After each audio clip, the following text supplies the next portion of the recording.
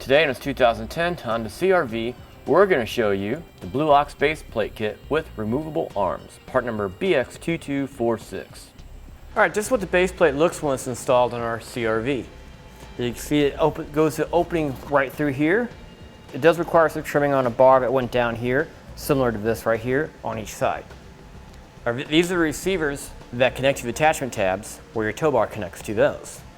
Basically, with this part horizontal, we're going to push it in and push it all the way to that pin sticks out and rotate it, and it's locked in position. Cannot be removed unless you pull the pin and rotate it. And you can rotate it in two different directions too. Now we look at this tab right here. This is actually for your safety chains or safety cables. These two tubes here are for your electrical brackets. This space right here is typically good for a 6-pole connector. And with these tabs, you can bolt these on and you can run it down to a 4-pole round connector if you'd like. Okay. This also comes with a attachment point for your breakaway switch. When you're not towing your vehicle behind the RV for a while, you can take out your tabs, and there are plugs that go on the inside of your receivers to help keep them clean. Or to install it, now there is cutting and drilling required on the frame of the vehicle. Alright, to start off for install, we need to remove this component on top here. So we'll go ahead and remove 7 plastic fasteners. To remove the fasteners, there's usually a slot on the side. Take a screwdriver and you can pop it up, pull up the center, and pull everything out. Sometimes it helps to use a trim panel tool to help pull the assembly out as well. Okay, well, we'll go ahead and remove that cover and put it to the side. Now we moved over to the fender well on the driver's side. We're going to remove 2 screws here and here, and there's a plastic fastener right here.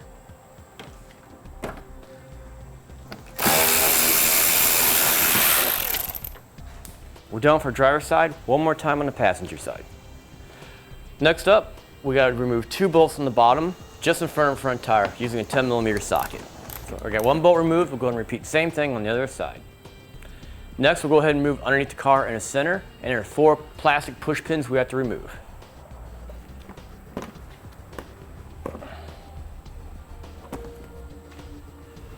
If your vehicle had fog lights, it'd be a good time to go ahead and loosen up the electrical connections to them. Typically, there's a small tab you have to push down, and it pulls apart. For us, we can already go ahead and take off our bumper cover.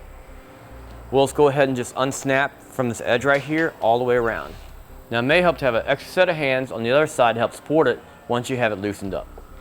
All right, we'll pull outward and a little bit up, and maybe in a circular motion to help remove it. Okay. Next up, this air baffle has to be removed for reinstallation. We'll go ahead and remove these 2 bolts here and here with a 10mm socket.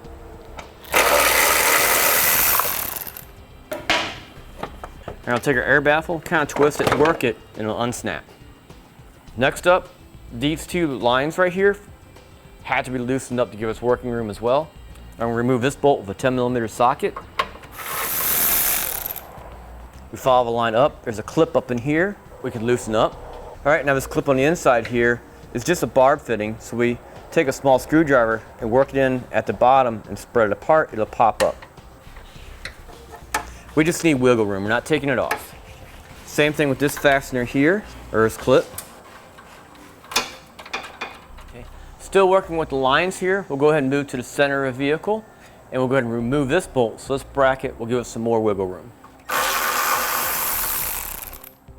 Okay, now back over onto the driver's side, following the coolant line. This little clip right here, we'll actually work it away from the frame. So we'll leave the clip on the line. Okay, with all the clips out of the way, we can take this line and we can move it any way we want to make room for installation of the base plate later. All right, our foam structure here, we need to remove. It just pulls right off. All right, next up is this, we have to do some trimming here. On this part here where the bumper structure goes on, I got it marked in yellow. We need to remove that so our base plate will fit up alongside the frame. We'll also trim the end of the bumper structure itself to be flush with this as well. I'm also going to go ahead and take these clips to the wires here and pop them loose so we can get this sensor out of the way. There's one way up on top here. I'm going to loop this wire up and out of the way. Now, we know we need to cut on the inside towards the frame. We'll also make these same marks on the bumper structure. There's an indentation on top of a bumper structure. I'm going to go a little bit farther in, about 1/4 inch, and then we're going to cut the bumper structure flush all the way down.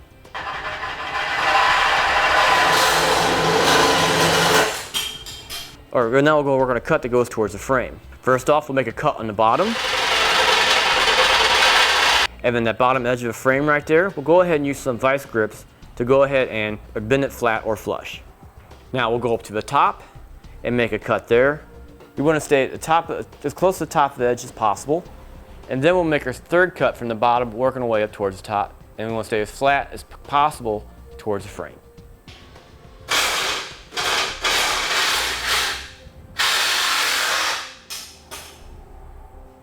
We'll go ahead and disconnect the wire harness, go into the sensor up front, and then we'll just go ahead and route that wire up on the top, out of the way. And next we'll go ahead and remove the fasteners for the bumper structure. We'll use a 12mm socket on the bottom, and then we'll use a 12mm ratchet wrench on top.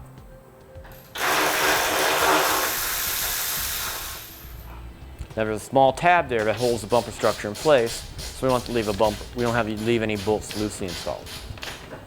This is our driver's side. We're finished with that. We're going to repeat the same process over on passenger side. Our base plate is going to sit along the side of the frame and through this area here. So with the bumper structure out of the way, it's a little bit easier to make 2 more cuts and flatten this little section out. I'll grab it with some vice grips, kind of get it started to the outside, and we'll just basically just beat it down flat. Once you get it so far, you can get it the rest of the way with a hammer. Okay, next up, we got to work with the windshield washer fluid bottle here. We're going to disconnect the electrical by pushing in this little tab. Just get that out of the way. Okay, now we're going to disconnect the lines. And I have a small scrap piece of rubber tubing. It doesn't come with the kit, but I'm just going to use that to keep it from leaking all over the place. Okay, do the other side.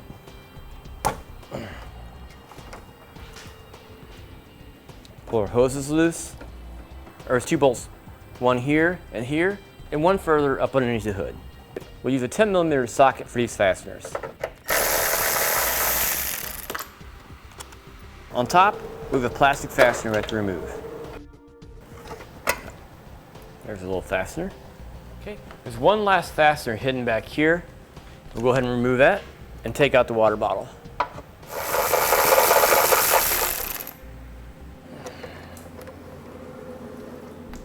Now this part you can't see when it's installed, but the neck here does come disconnected from the rest of the bottle.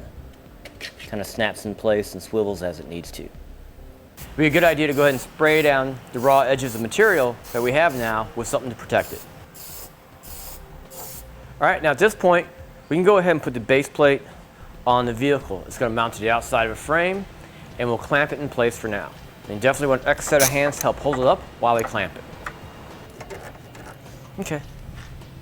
Okay, now if it's clamped in place, now it's time to make some final adjustments. Our base plate is going to push up against this edge right here. And you can see it's pressed in seam or edging right here. We just line it with the bottom of that.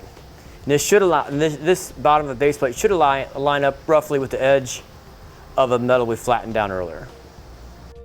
All right, now we'll mark and drill our holes.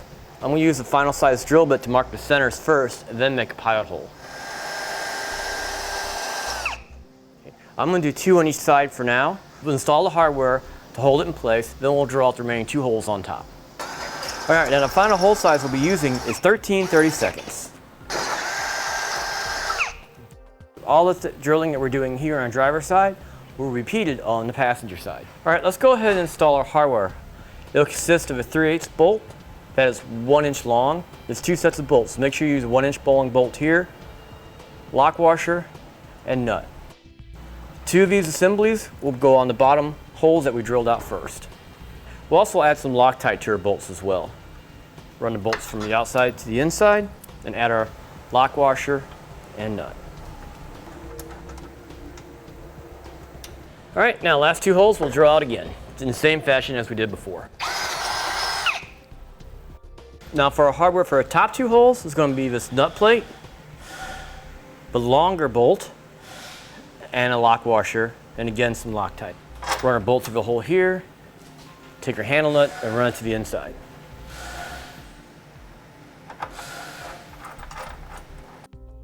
Just leave it just like that, still loose. And do the same thing for the hole up here.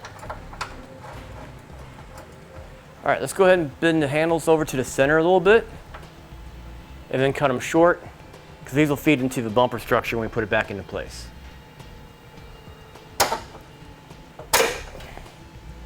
I'm going to twist the handle in just a little bit so it doesn't interfere with the bumper structure when we put it back into place. We'll put the bumper structure on and then tighten it down. Okay, let's go ahead and put the same hardware over on the passenger side. Go ahead and put our bumper structure back into place. We'll work it in. It's probably going to be a tight fit too. Okay, it may help to take a rubber mallet, kind of manipulate it a little bit, set it back into its original position, and we can install the original hardware. Okay, same thing, one more time on the other side. Okay, at this point, bumper structure loosely installed and our hitch, we can go ahead and tighten down all the bolts. We'll start with the bumper structure first, and then the bolts for the base plate.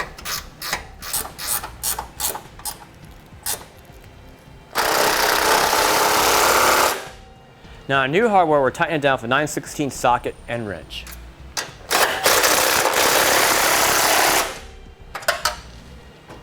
All right, now we'll torque the bolts down as described in the instructions. Now we need to reinstall our lines right here. That's going to be a little bit different fit from before. What we need to do is drill a hole out here to match the bolt that goes back in here. Okay. Now I'm gripping the bracket with some vice grips to help keep it from moving around. Okay, we'll use the same bolt and put it back into place. Okay, now we'll double check our lines for fit. We could probably flex them around as needed so they don't rub on anything. We'll also put them back into the original clips. And go ahead and reinstall our fastener on the passenger side here for the lines. Okay, make sure we're not rubbing on anything. Put our clips back on. All right, next up is our safety cables that go around the base plate and around a section of the frame. Right here is what's called a convenience link. Our quick link will attach to that and our cables do that. Now, there's a variety of ways you can run your cables around it. This is how we did ours on the passenger side.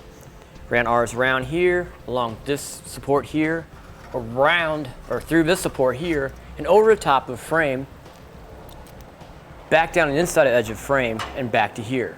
So we're completely surrounding this part of the frame. We also zip tied our cables, keep it from moving around or rattling any more than it has to, or make sure it's not rubbing on anything moving parts in the engine compartment. Now, our driver's side, we did a little bit different situation.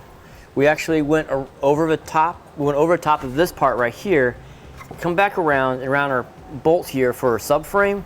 We just wrapped around it a couple times to take up the slack. So we came around the outside of the frame and then back in right to our quick link. Now the water bottle for the washer fluid will go back into place now. We'll run our lines back through the clip here. Push it back up into place. And we'll reinstall our hardware.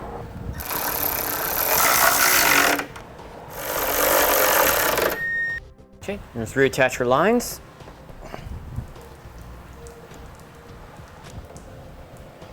And our electrical.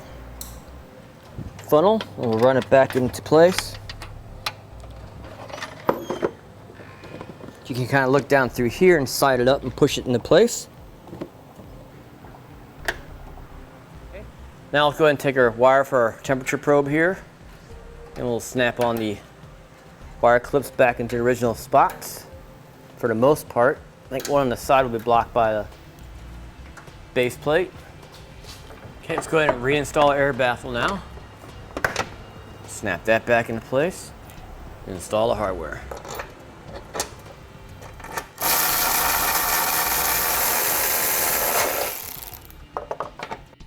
Now we'll go and find a location for a bracket for a breakaway switch. From this edge going up to the top, we'll go ahead and measure over 4 inches and make a mark. Now we know the distance over. We'll go ahead and take the bracket that comes with the kit, and I'm going to line it up with the dot we made and push it back, and line up this edge with the back of the bumper structure and make a mark. We'll draw our hole out to 1/4 inch. Loosely install the hardware first. Here's our bolt, 1/4 inch bolt to the bracket. Through the hole we drilled, there's a lock nut that goes on top. On this side of the bumper, we can reach in and install a nut. All right, now I'll tighten it up with a 7/16 socket and wrench. Okay, before we tighten it down, we'll get it sitting the way we want it.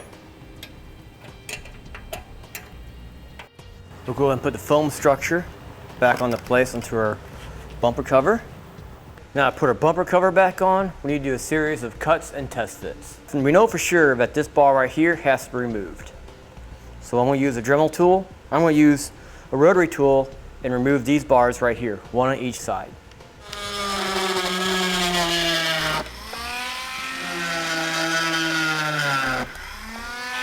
Now we got our bumper cover temporarily in place. We just have a couple of fasteners on top.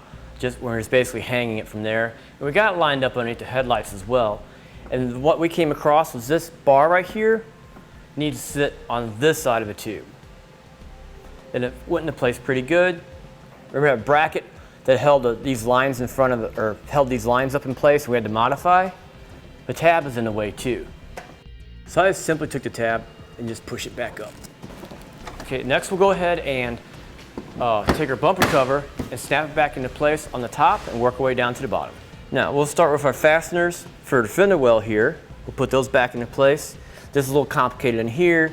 You gotta make sure that the fender liner fits in between the flare and the bodywork.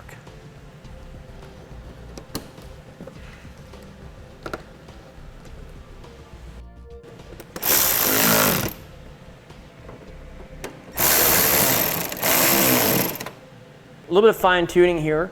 We'll actually cut out a little bit of this plastic right here to make room for this arm. Just kind of pushing down on our fascia a little bit.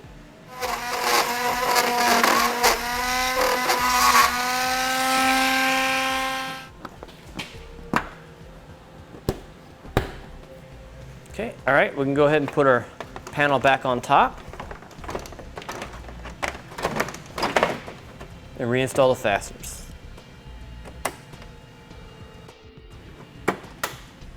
And with that, that'll finish it for the Blue Ox baseplate kit with removable arms, part number BX2246 on this 2010 Honda CRV.